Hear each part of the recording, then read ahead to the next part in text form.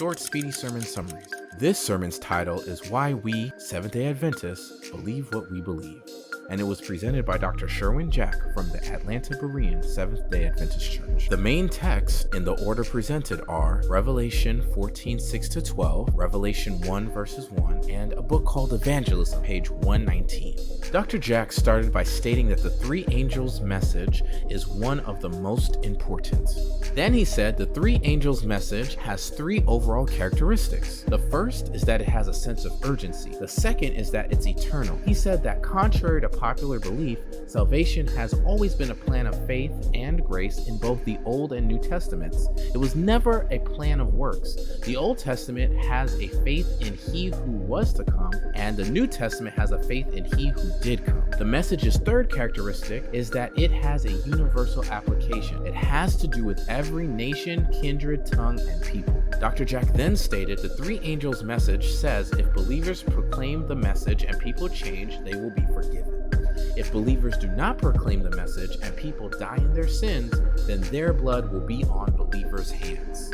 He then described the three angels' message another way. Dr. Jack said it was a message of liberation because it frees men and women from the dungeon of false teachings. It also frees believers from having to prove to God how good they are. It was a message of separation because it calls people out of Babylon, which is a system of false teachings. More specifically, a false belief system of salvation. And lastly, it is a message of identification. There are two groups, one with the mark of the beast and one with the seal of God. Here, it's all about who you choose to worship, the creature or the creator. The message of identification is the longest and most serious message.